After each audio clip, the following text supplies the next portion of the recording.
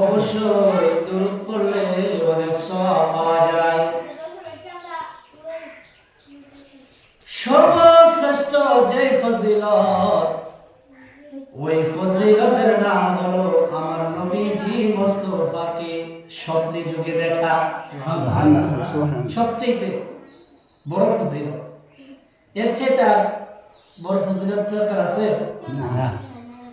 আমার নবীর দিদার যে ব্যক্তি পেয়ে যাবে, খোদার কসম, দুনিয়াতেও কামিয়াবি হয়ে যাবে, আখিরাতেও সে জান্নাতি হয়ে যাবে।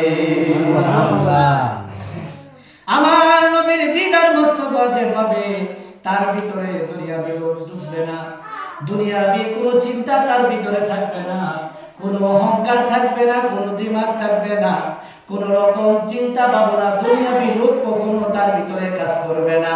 এই ব্যক্তিটা দুনিয়াবি লোভ ছাড়িয়া জঙ্গলের মধ্যে বসবাস করতে শুরু করবে। কারণ দুনিয়াবি লোভের মধ্যে কিছু নেই, দুনিয়াবি লোভের মধ্যে কিছু নাই যদি আখিরাত পাইতে চাও। কারণ বাবা, এই দুনিয়াটা 70 বছর জিন্দেগি, কিন্তু আখিরাতের জিন্দেগি crore crore million million dollar dollar বছর যেই জায়গায় অবস্থান করতে হবে, ওই অবস্থান যদি আপনার দুনিয়াতে থাকতে ঠিক হয়ে যায়, তাহলে আপনার কোনো চিন্তা ভাবনা নাই। এই ব্যাপারে আমার আল্লাহ বলেন, আলা লা খাউফুন আলাইহিম ওয়ালা হুম ইয়াহজানুন।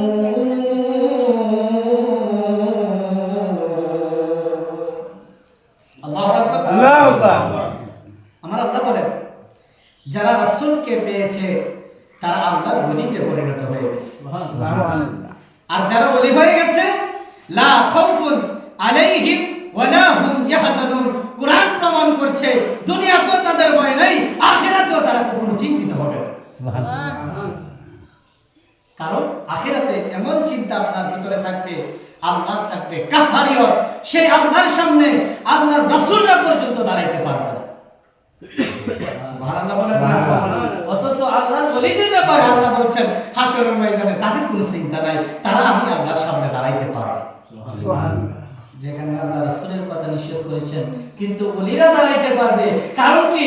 ওলিরা হচ্ছে আমার নবীজির পাগল। জুড়ে করবে সুবহানাল্লাহ। সুবহানাল্লাহ। যে জায়গায় নবী দাঁড়াইতে পারবে, ওই জায়গায় আশিকরাও দাঁড়াইতে পারবে। জোরে করবে সুবহানাল্লাহ। এই জন্য এক বাদশা হঠাৎ করে হযরত শিবলি রহমাতুল্লাহি আলাইহি জুনাইদ বুগদাদির মুরিদান, হঠাৎ জুনাইদ বুগদাদির খাদেম হযরত শিবলি রহমাতুল্লাহি আলাইহি পাগল অবস্থায় ছিল। হঠাৎ করে বাদশা তাকে বুকের মধ্যে জড়ায়া ধরছে। সুবহানাল্লাহ। বুকের মধ্যে জড়াইয়া ওই বাদশা কান্না করছে, বলে, হায় রে পাগলারে, তুই বড় ধন্য, তুই বুঝি আমার রাসূলের দিদার পায়া গেছো। সুবহানাল্লাহ। ওই ভক্ত মুরিদানরা, বাদশার যত ছেলেমেয়েরা ছিল সবাই বলতেছে, হুজুর গত কয়েকদিন আগে এই লোকটা পাগল ছিল, অথচ এই লোকটারে আপনি বুকের মধ্যে জড়ায় রাখছে, একটু কারণটা যদি বলতেন। ওই বাদশা ডাক দিয়ে কয়, দুনিয়ার মানুষ, ও দুনিয়ার মানুষ, যে মানুষটা গতকালকে পাগল ছিল, আজকে এই মানুষটার জীবন ধন্য হয়ে গেছে। আমি স্বপ্নে যুগে দেখলাম এই পাগলার কপালের মধ্যে আমার রাসূল চুম্বন মোবারক করেছে। ও দুনিয়ার মানুষ, আমি দেখলাম গতকালকে এই পাগলারে আমার রাসূল জড়ায় ধরছে। হায়রে, আমি বাদশা হইয়া এই স্বপ্ন দেখলাম, অথচ আমি বাদশা হইয়া নবীকে পাইলাম না। এই ব্যক্তিটা পাগল হইয়া নবীকে কেমনে চিন্তা বাড়াইছে। এই জন্য বাবা, পাগলদেরকে দেখলে ঠাট্টা মস্কারি করবেন না।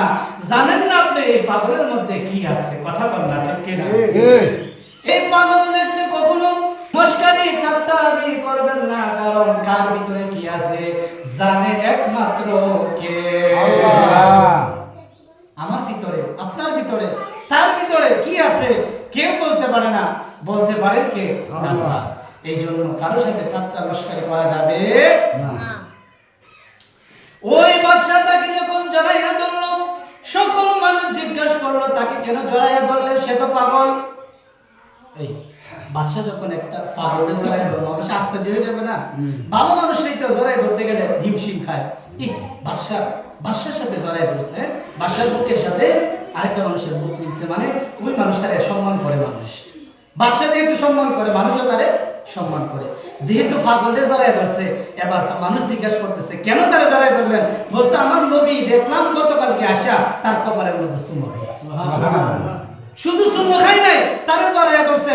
এই জন্যই আমি তাকে এইভাবে তাকে জড়াইয়া ধরছি, কারণ তার জীবন আমার রাসূলের জন্য ধন্য হয়ে গেছে।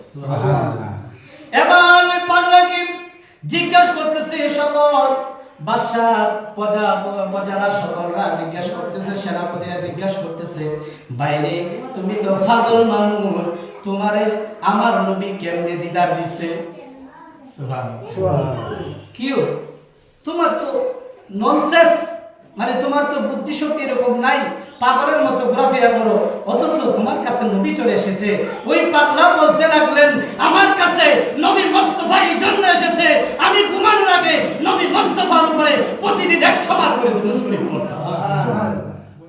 আমার রাসূল কয়, ওই পাগলাই যখন 100 বার আমার উপরে দুরূদ পড়ছে, প্রতিদিন আমি রাসূল মদিনাতুল মুনাওয়ারায় 1 সপ্তাহ 2 সপ্তাহ 3 সপ্তাহ আমি আর রাসূল রওজা মুবারকে নেই, পাগলের মতো ছুটে এই ভক্তের কাছে, এই মুরিদানের কাছে, এই পাগলের কাছে আমি ছুটে এসেছি।